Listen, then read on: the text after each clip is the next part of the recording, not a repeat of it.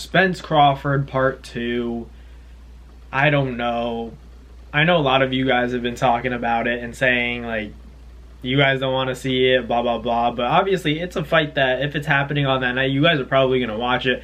I'm definitely going to watch the rematch, even though I don't think the outcome will be any different in terms of who wins the fight. I still think Terence Crawford gets the job done. And I was one of those people picking Errol Spence to beat Terence, but I think that now it's just, one of those fights that you have to see play out. And after seeing it play out, I really did realize that the stylistic matchup really favors Terence Crawford. Errol Spence he kind of does struggle against fighting another southpaw, and then let alone, to find out that southpaw is Terence Crawford. I think he just needs a lot more training against southpaws, people that can throw those right hooks and those right uppercuts on the inside. Those are the kinds of fighters that give Errol Spence, a lot of problems. The people that are faster than he is, even quicker than he is on his feet, because, Errol Spence isn't the fastest guy in the world when it comes to his footwork. He's more so the work rate. He likes to put pressure on people, but we saw that in the Terence Crawford fight. He was getting outworked. He was getting out-muscled.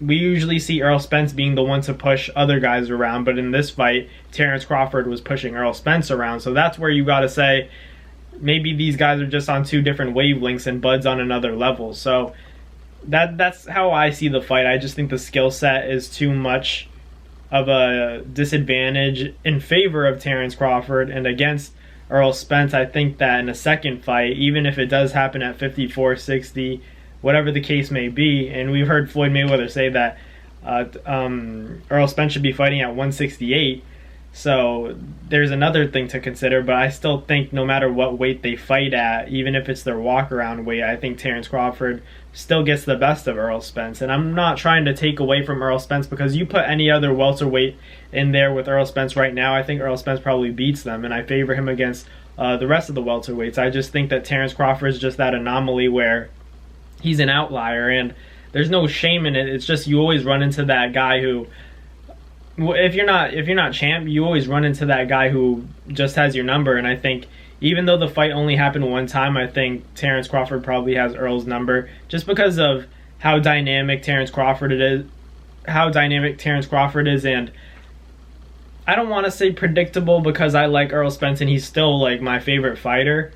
Well, he's up there with one of my favorite fighters, but I think that he'd have to show Terence Crawford something he hasn't seen before. And like Terence Crawford said in the lead up to the first fight with Errol Spence, Errol's good, he's a great fighter, but it's nothing I haven't seen before. And I was critical of that. I was saying, you've never fought somebody like Errol Spence who was very defensively responsible. We've seen Terence Crawford get rocked. I was putting all those statements out there.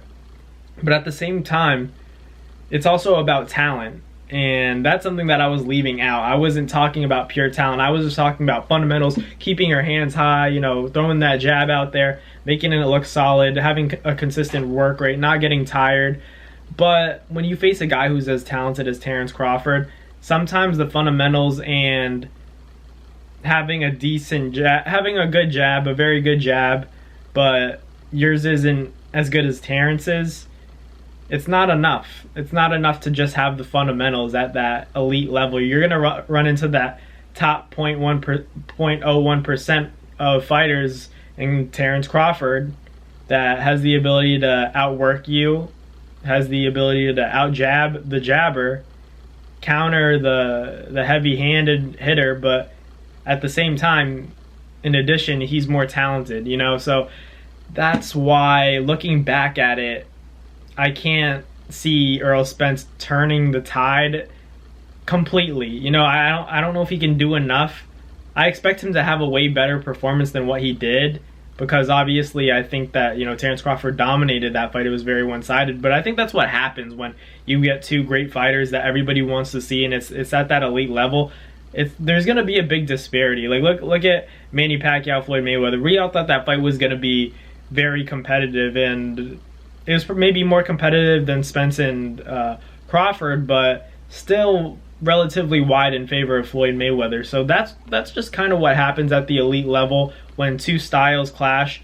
One's a counter puncher and then one's more of the offensive fighter and doesn't really use their brain as much as the other, there's going to be a disparity, and when that fight goes down, someone's going to get outclassed despite the level of talent that is present in the ring on that night. So I mean, like, going into it, I heard Tank's take on the fight, and it was just so simple. And he said that Earl Spence, you know, had a metal shield talking about his chin, and then Terrence had a glass shield. So that was something that sold me as well, because it's somebody like Tank who knows the sport, who has a high IQ.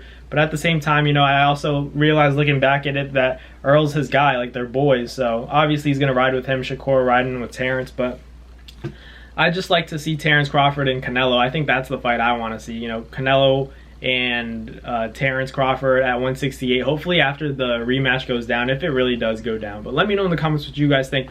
Earl Spence, Terrence Crawford Part 2. Are you guys excited for it? When do you think it goes down? Do you guys think it goes any differently? I think that it goes differently. I think Earl Spence has a better performance. He takes less punishment, but I still think Terrence Crawford probably beats him again in convincing fashion. But let me know what you guys think. Thank you guys for watching. Like, comment, and subscribe. And I'll catch you guys next time. Peace. That's going to do it for another NASFight Media video, guys. Thank you guys so much for watching. It's been your boy, Matt Nabong, with another video. Hope you guys enjoyed it all. Thank you guys for the constant support. Salute to y'all always. It's been your boy.